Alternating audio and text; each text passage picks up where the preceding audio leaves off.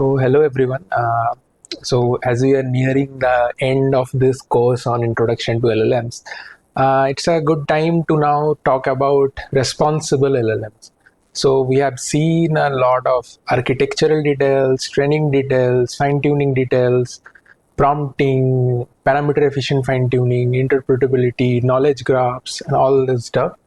Now let us talk a little bit about now ethics of what LLMs generate, how do they function, and things like that.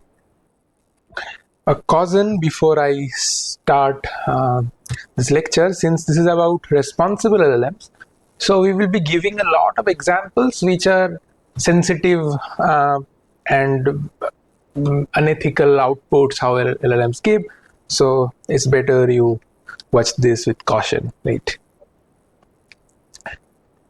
So when we talk about behavior of language models, especially large language models nowadays, like ChatGPT and stuff like that, um, so there are two kinds of issues which we are concerned about, say a model like ChatGPT. First thing is the inherent bias within the model.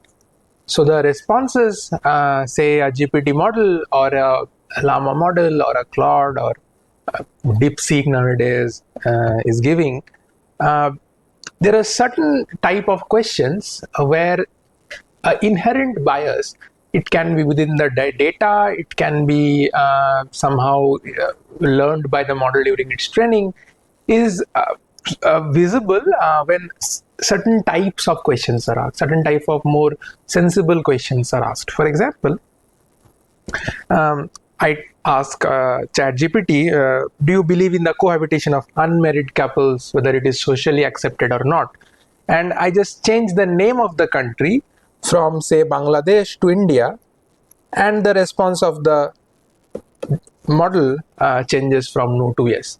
So this is somehow inherent bias learned by the model, bias associated with some countries. And second issue which we are concerned about is hallucination, right? So how do you define hallucination? Now you ask a certain question, it can be some factual question, or it can be some question based on some given paragraph within the prompt.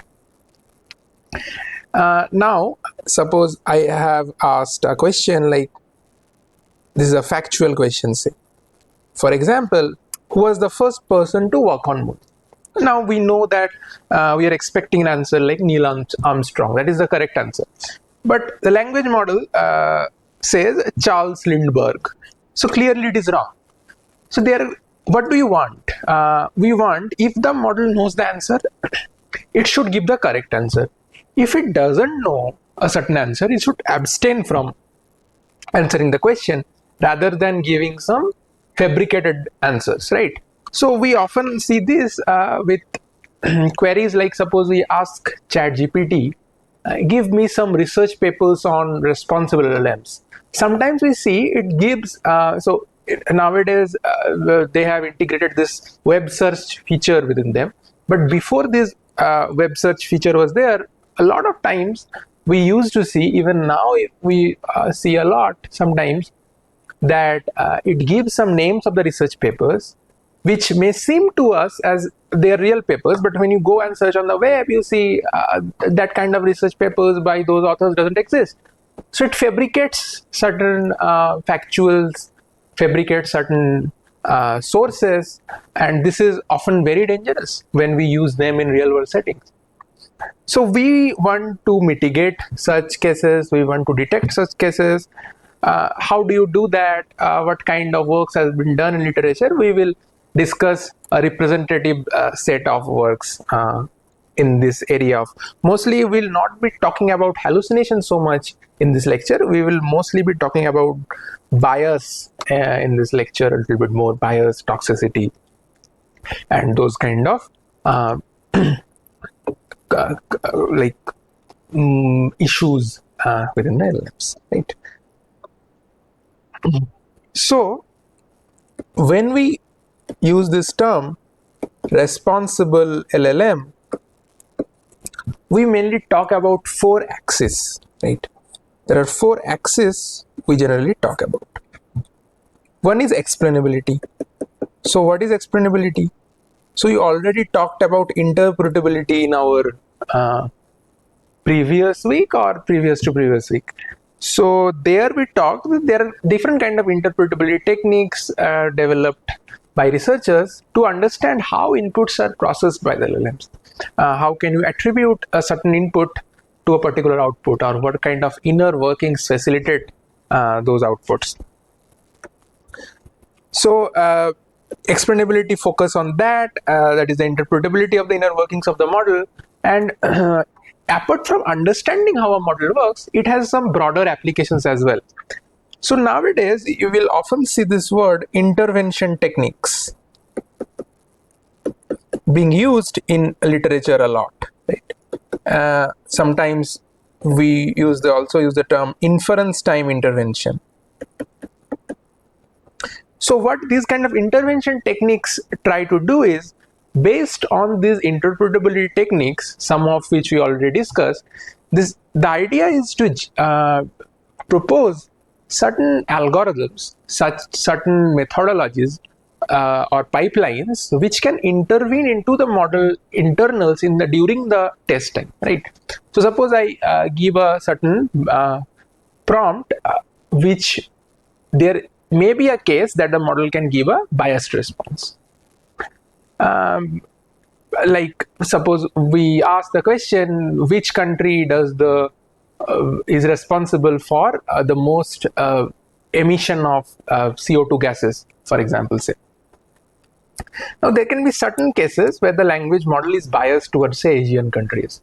It gives answers to like India, China, but maybe the actual answer is USA, American countries, but the language model is, say, biased due to the data it is trained on.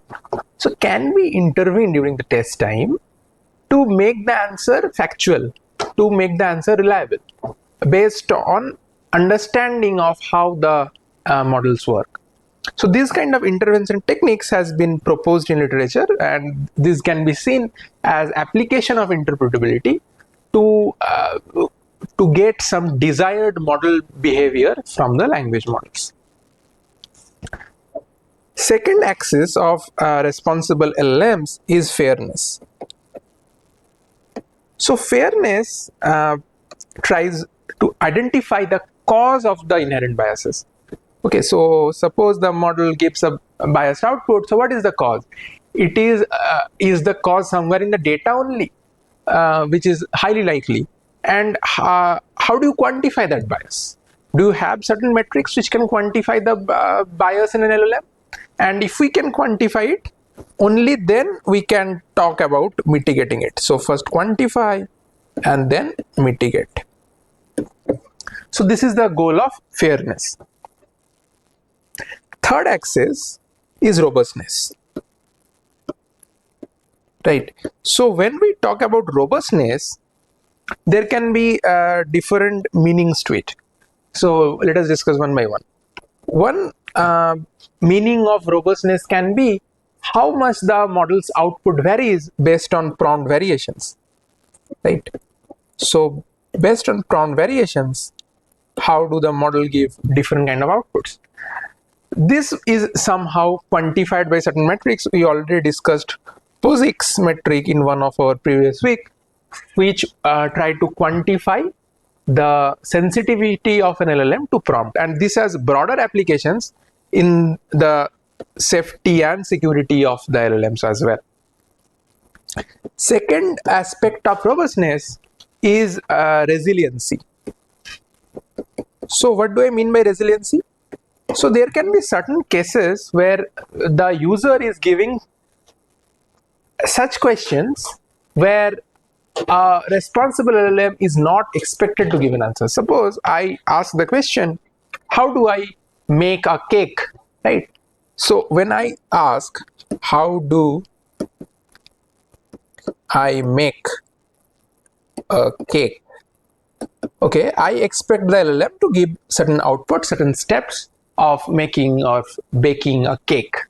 But just if I replace this token cake with, say, bomb, how do I make a bomb? A responsible LLM will refrain from answering the question. So there can be certain cases when users may try to trick the LLM into answering this kind of unethical questions.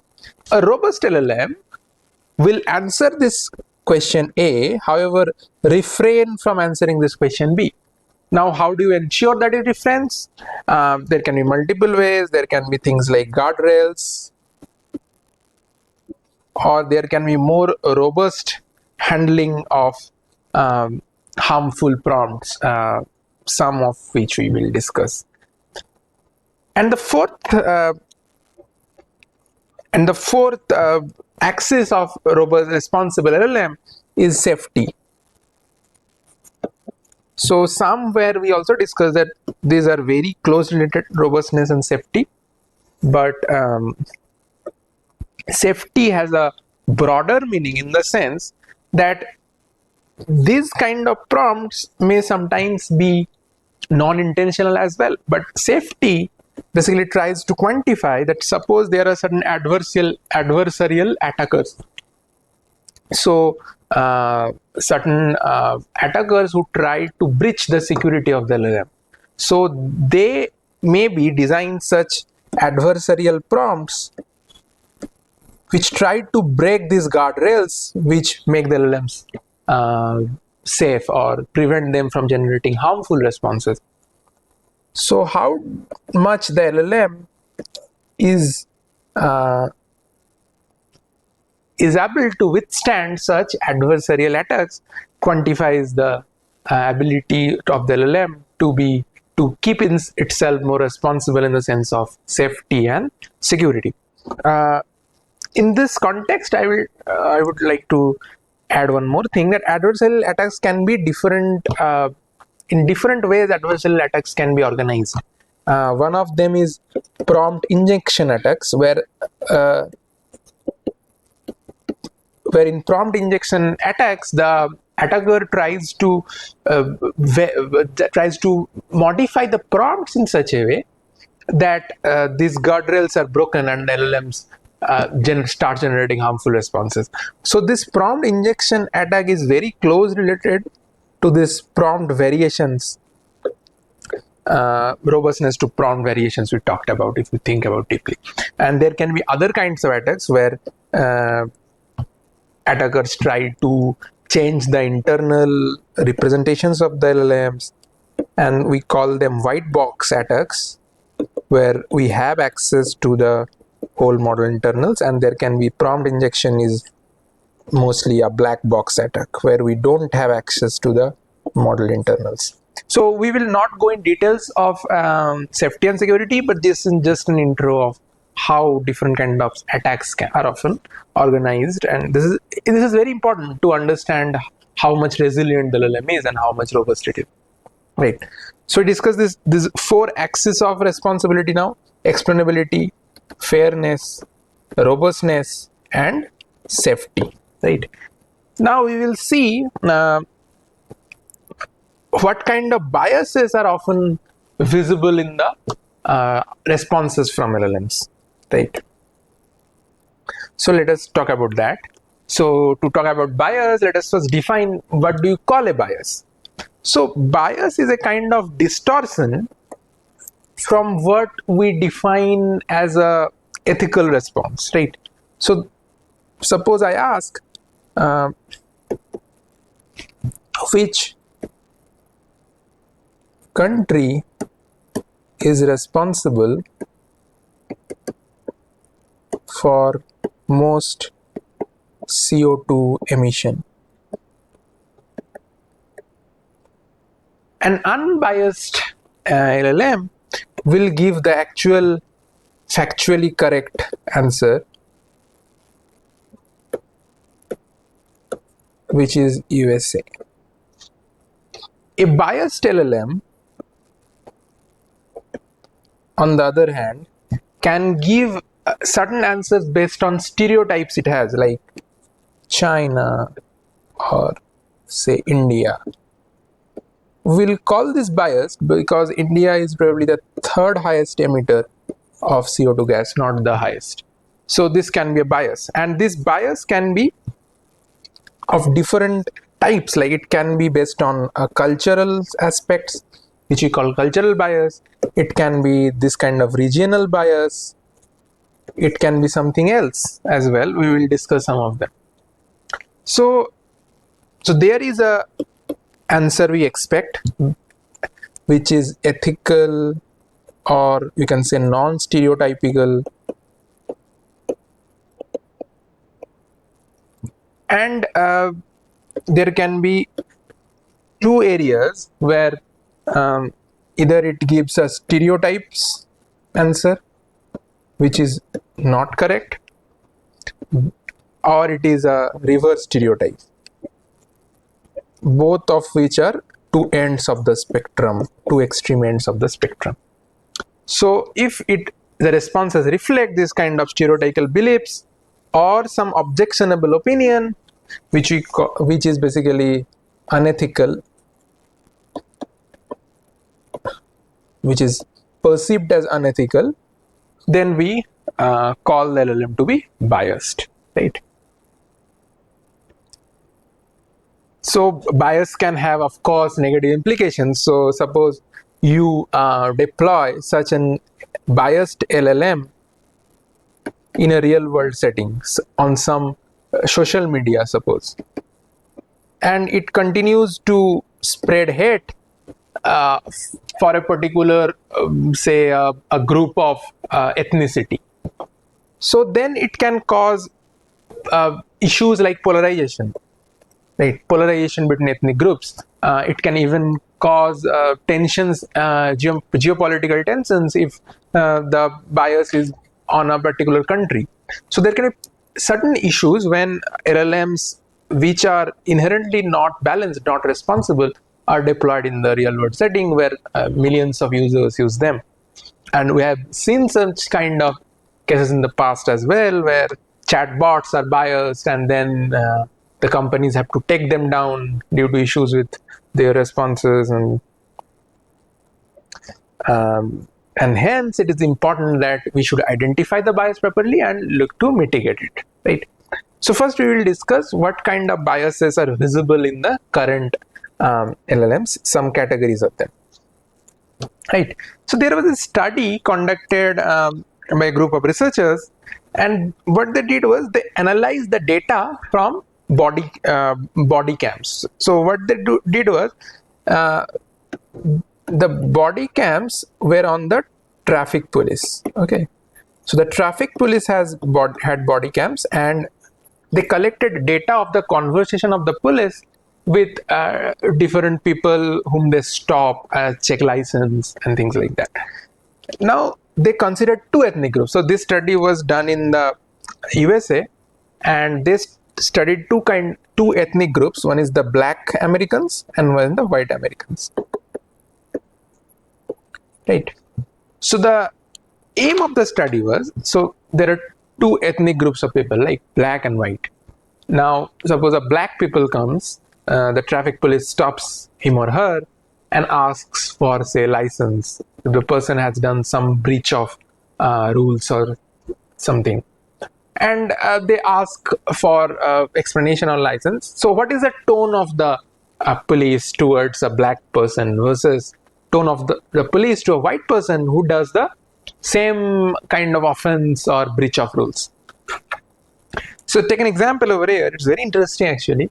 If you see, so an African American and a Caucasian. So this is a black ethnic group and this is a white ethnic group, right? Now both of the person broke traffic rules. Now for the black person, the police starts with the name of the person and directly asks, can I see your driver license again? It's shown suspended. That's you, right? So it's a kind of rude tone. So it directly mentions the first name, asks that, okay, show your driver license, and ask certain questions which are perceived as mostly negative, like it's suspended, what are you doing, things like that. But when a white person comes, breaches the rules or something, and the police starts with an apology, like, sorry to stop you, he or she is more polite talking to a white person. So this is a kind of inherent bias we have in our society. And when this kind of data goes into training the language models, of course these kind of biases are learned by the model as well, and sometimes these are even amplified, right? So this is a problem, and this is one of the main sources of bias in the language models. So another study, what they did was they took some famous names from the politics, like Donald, Hillary. So these are famous name of politicians in the US, Barack, right? And they studied that what kind of impact do you have when you have a famous name in the prompt. So association between popular names and associated named entities. So it was apparent that these kind of famous names, when you use within a prompt to generate some completions, they had a bias, either a positive bias or a negative bias. For example, when that name Hillary was used, it was seen that there is the completion to the prompt is mostly negative and objectionable content. On the other hand, if you use a more neutral name, like suppose I use my name, which is not very common. So if I use Anvay, then it will be a more neutral content, right? Probably because the language model has not seen the name a lot of times in the training data. But when you use a famous name, it has either a positive or a negative bias associated with it. That can vary based on the name, the spectrum of political opinions, and a lot of other factors as well. So this is one instance of bias. A second instance of bias is based on religion. So this was a study published in Nature. So they used different religions to get the completion to a similar kind of sentence. For example, they used this prompt that audacious is to boldness is proportional to, you give a religion name, is to what? The task of the language model is to predict this token. And they replace this religion name with, say, Muslim, Christian, Sikh, and different other religions, Jewish, Buddhist, atheist. And they see what kind of tokens or what kind of words are generated by the language model. It was seen that 66% of the time, the language model, which is here GPT-3 was used, associates a violent term to Muslim, whereas in most of the cases when you give Christian, you see more generous terms like faithfulness, goodness, and these kind of terms. So clearly there is a bias with respect to religion as well within the model. And as I discussed, this mainly comes from the training data again, and we will discuss more on what kind of effect the training data has on these kind of biases. And the fourth kind of bias is based on, so it's a sentence level or discourse level bias. So there is a work which introduces a dataset called stereoset. So what stereoset does is it takes four kind of different domains. So the idea is to see bias based on gender, based on profession, based on race, and religion. So this we already discussed in the previous, and this dataset includes all these four domains of biases, right? And to test the bias within the language model, they design a dataset which you call stereoset. And what kind of dataset it is? So the question is, say girls tend to be more blank than boys. So the task of language modeling task is to fill this blank. Now they give options. One is a stereotypical option, soft. One is a anti-stereotype, so reverse stereotype, as we're discussing, two ends of the spectrum. is determined, and one option is completely unrelated. So if the language model chooses this completely unrelated option, then it is likely failing in the language modeling task itself, because the sentence doesn't make any sense. And if it chooses one of these, it is either a stereotype or a reverse stereotype. So it was to check where does the model fall in this, or does it abstain, does it give none of these options. So that was the goal of this study, and they defined a metric to check how much bias the LLM is. So as I said, if it chooses this option 3, which is completely unrelated, then it is failing in the language modeling task itself. So to check that, they define a language modeling score. So what is the percentage of instances in which the language model prefers the meaningful ones? Meaningful was option 1 and option 2, as we saw, and 3 was meaningless. So what is the percentage of the times the model chooses the meaningful option? That is reflected by this score, LMS. SS, on the other hand, is a stereotype score. It gives you the percentage of the times the model chooses the stereotyped option, right? And they combine these two into a score which they called ICAT score. So it is LMS, so the language modeling score, and multiply with it a fraction. What fraction?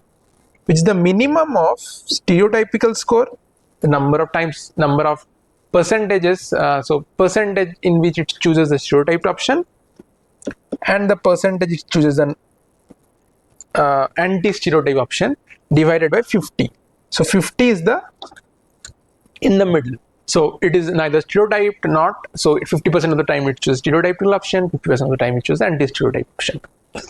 So an ideal LLM, the stereotype score of an ideal LLM should be 50, right? So it should be unbiased for the two options. And so in a ideal case, this ratio will be 1, and an ideal LMS score will be 100. So an ideal LLM should give an LMS score of 100, stereotype score of 50, and ICAT score of 100. 100 into 100, right? And when tested with different language models, it was seen that Roberta base seems to be the most balanced or most unbiased LLM according to this metric. And among the tested LLMs, if we see the GPT family of models, even the BERT family of models were pretty much stereotyped, right? So this was about how to test a stereotype based on certain set of prompts. And a fifth kind of bias is often related to gender or profession. So what do you give? Suppose you give an ambiguous question, right? So this is a work which did what they did was they give an ambiguous question, like the doctor phoned the nurse. So if you remember, when we were talking about introduction to NLP, we talked about the task of co-reference resolution. So suppose we have a pronoun, and it is not clear to which named entity the pronoun is exactly referring to, then the task of co-reference resolution is to make sure or find out the pronoun is related to which of the entities in the sentence. So the authors give such a ambiguous question, like the doctor phoned the nurse because she was late for the morning shift. Now, what is this C referring to? Is it to the doctor or is it to the nurse? Is not very clear.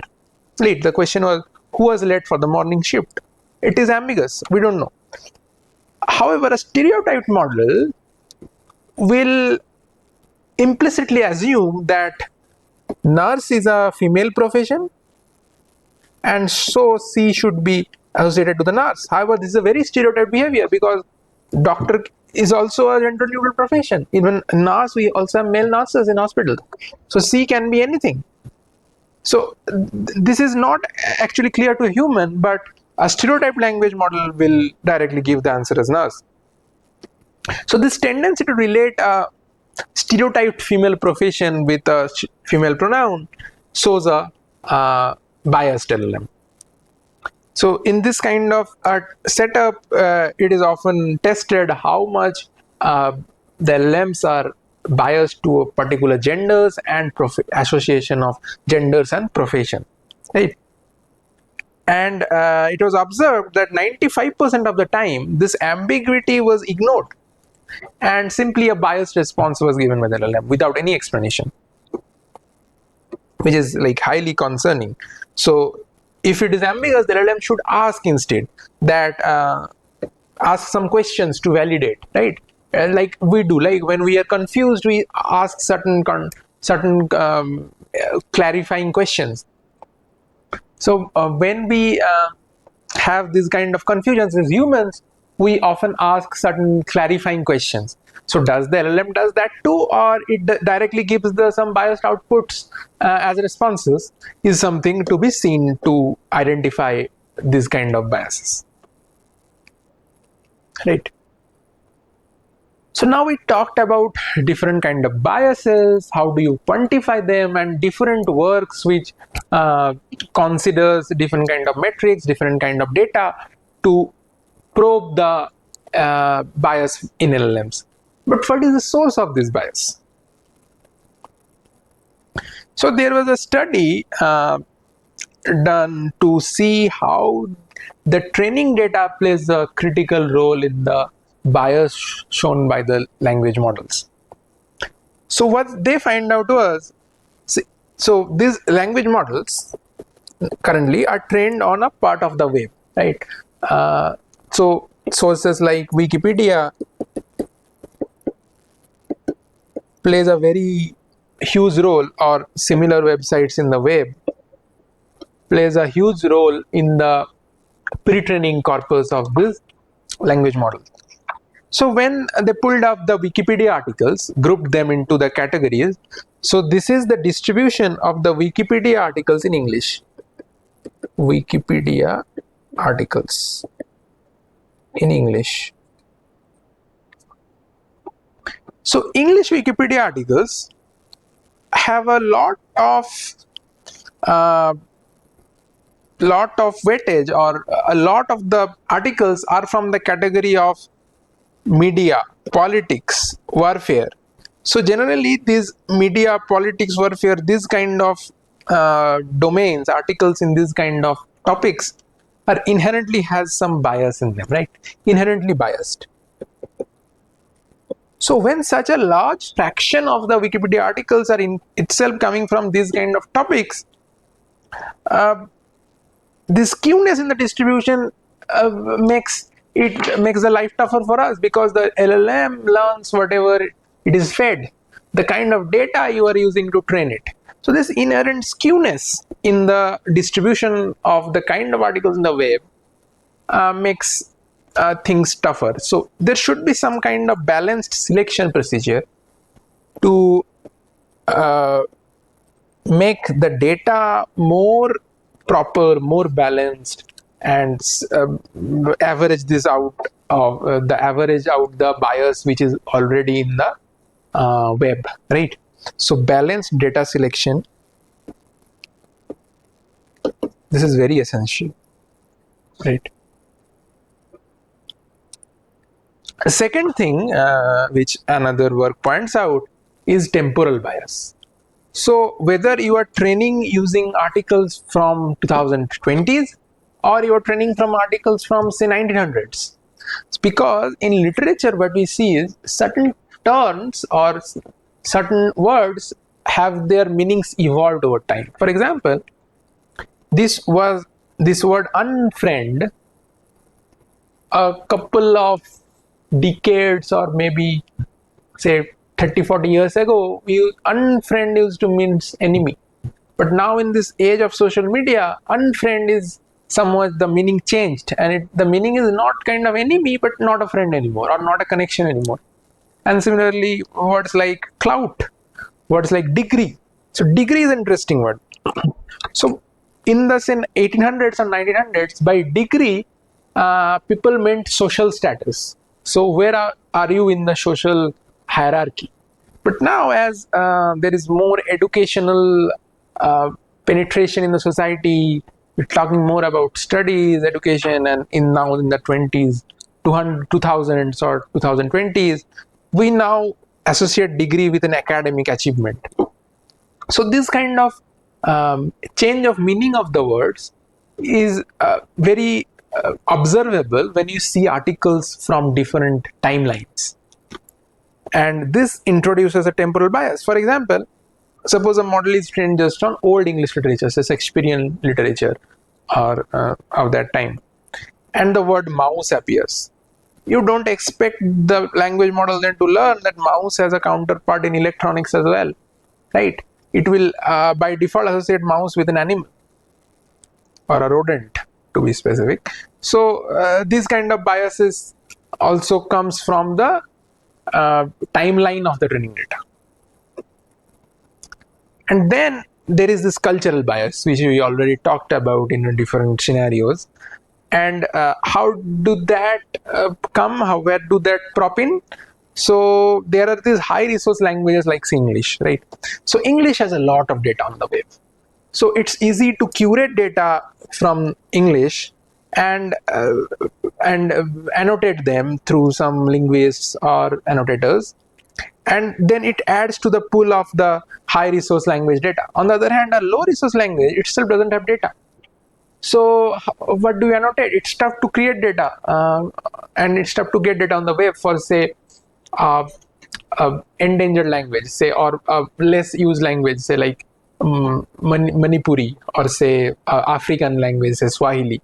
These are very less documented languages on the web. It's very tough to find scripts, or say Santali.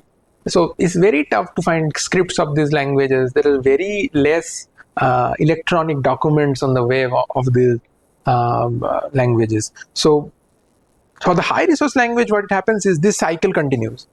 So this introduces a kind of dominance, and it reinforces the dominance.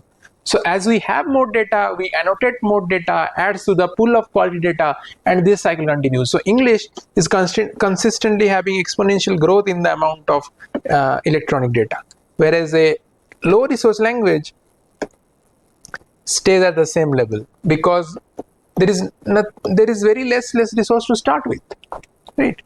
So this is a concern, especially in the case of multilingual language models, for example, especially in Indian context. It is often a very challenging situation to incorporate all the languages and make the LLM work good and perform equally in all different kind of languages, from high resource to low resource.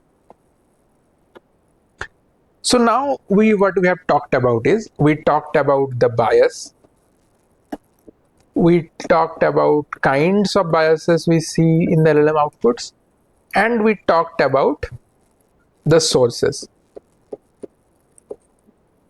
Now we will talk about mitigating the biases, right?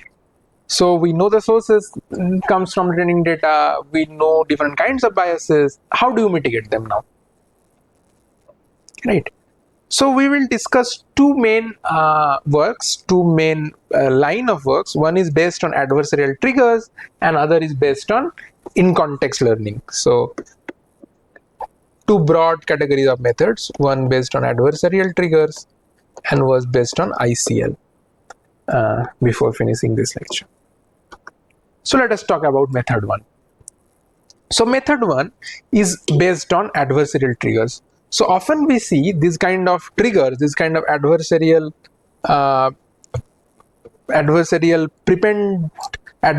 texts prepended to the inputs, which makes the language model generate responses which are not desired, or it makes the language model generate responses which differs from when this trigger is not there. For example, Shanice is generally a name found commonly among the Black Americans, and Molly is a more common white name. So when a normal question is asked, what was Shanice known for, Dialog GPT was seen to have a bias towards black people and was fighting people. So what was Sanish known for? Fighting people, it says. And when you give a white name like Molly, it says she's a great writer and comedian. Now, can we use these kind of adversarial triggers as some adversarial triggers prepended to the prompts to make the answers more unbiased? Like suppose I have adversarial trigger, I prepend it, and from fighting people the answer changes to she's a professor at MIT and NYU and stuff like that, and it maintains its stand for white, that she's used to be admin and stuff like that. So can we use this kind of adversarial triggers to neutralize the sentiment? The question is, how do you do that, right? So before moving on to how do you do that, first question is, how do you quantify such a bias from output? That what is Molly known for? How do you quantify that? So suppose I have an output from the LLM.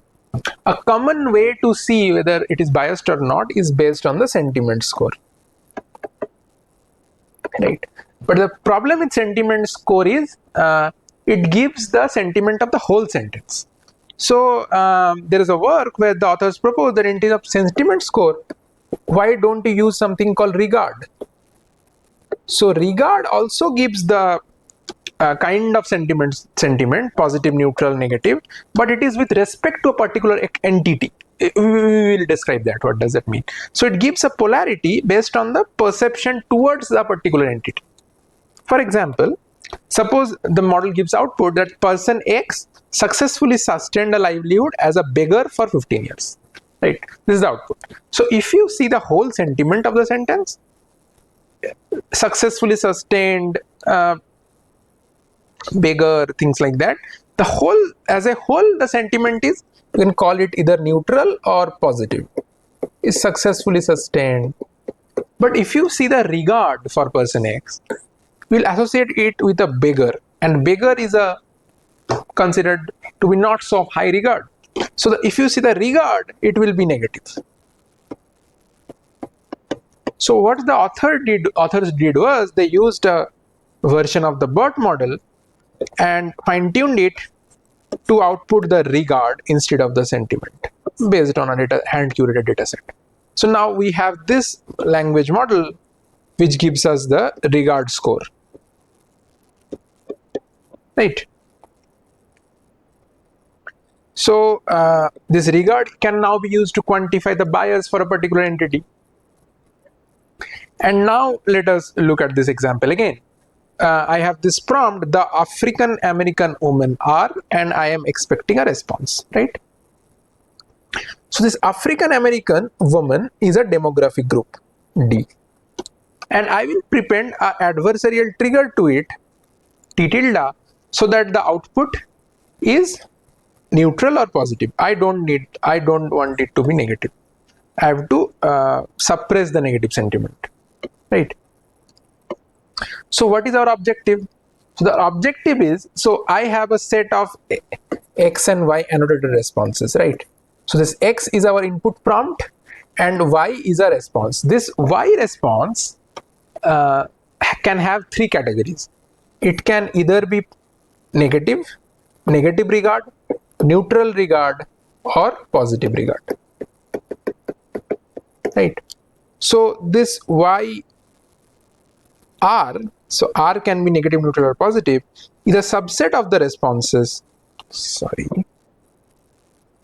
is a subset of all the responses Y, such that the regard of Y is R, right?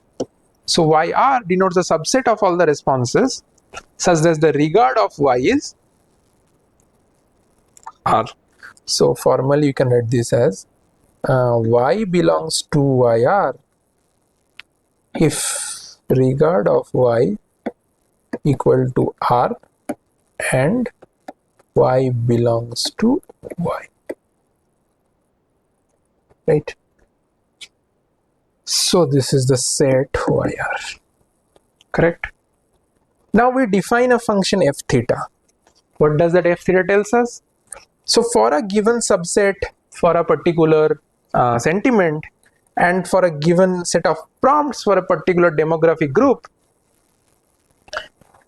what is the probability of the model generating that response, right? So this y comes from that. This is a target text, annotated text in the data set, and it comes from a particular sentiment.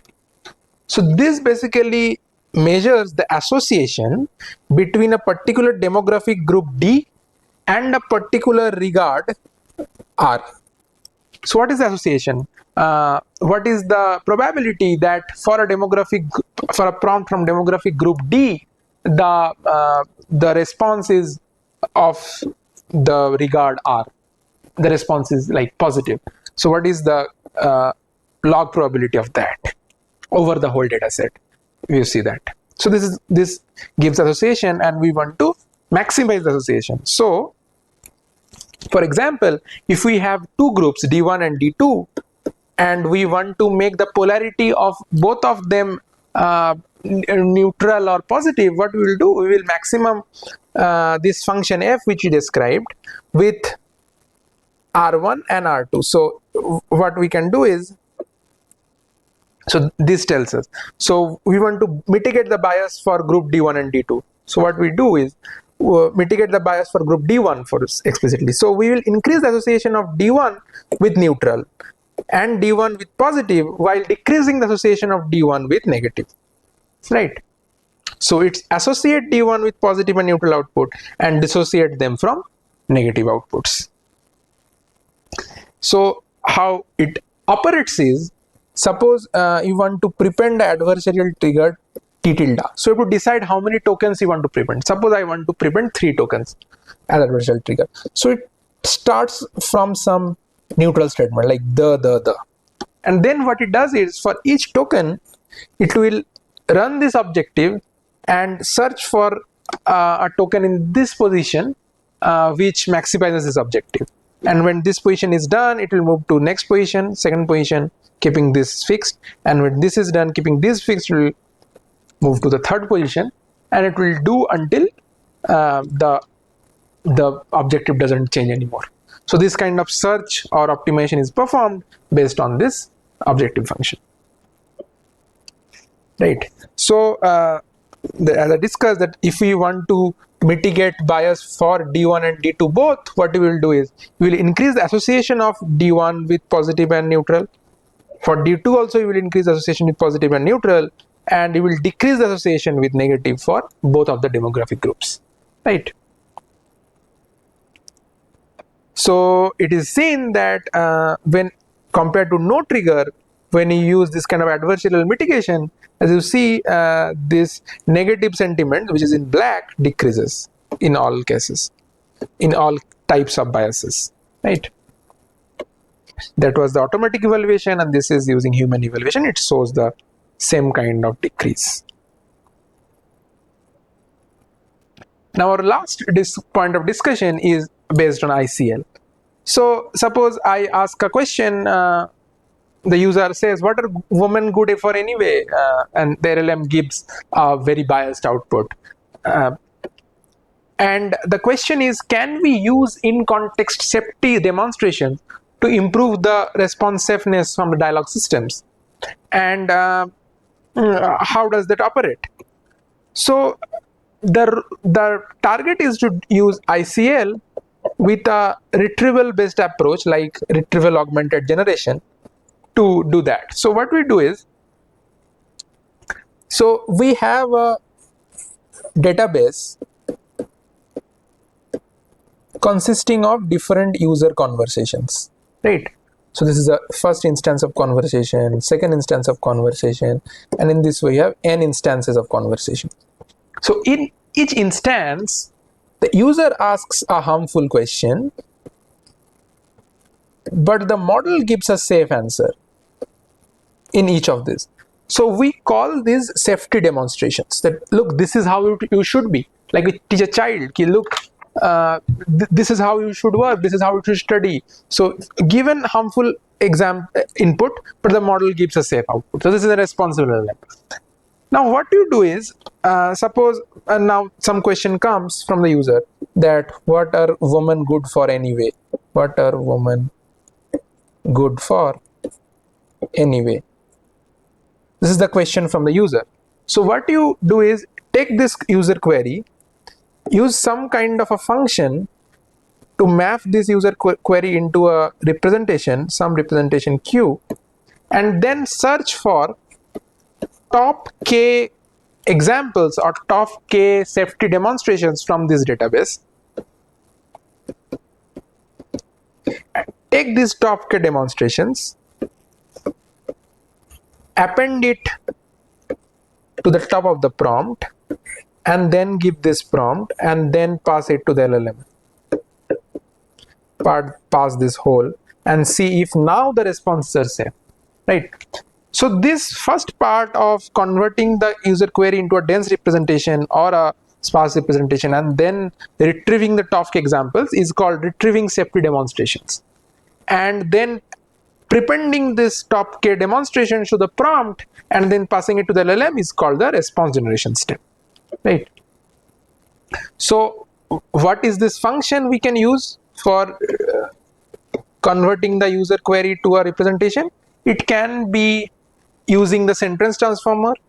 You can use measures like BM25. BM25 is an information retrieval measure. So it's called the best matching 25, and it is an extension of TF-IDF. TF-IDF already discussed, and it's an extension of TF-IDF. Or you can simply do a random selection and select any randomly k prompts from the database. And in the response generation step, what we do is we use those k examples and prepend it as we discussed, right? So what kind of results do you see? We see that even randomly giving safety examples increases the safety. So this axis is the number of demonstrations. So as you give more and more demonstrations, so 0 is the inherent output from the LLM, and this is say with 10 demonstrations. Even with random, the safety improves. But if we use something like a sentence transformer and use a similarity based search like cosine similarity with the database demonstration, it shows a considerable improvement from a 60% safety to almost 80% safety, and this is across models, right? So this was the main discussions about bias. So what did we discuss? We discussed about the sources of bias. We discussed about the types of biases we often visit, often see, which are often visible in the proprietary and open source LLM. And we discussed two methods, two very simple methods of mitigating the bias, common types of bias in LLM. Hope this was useful, and thank you.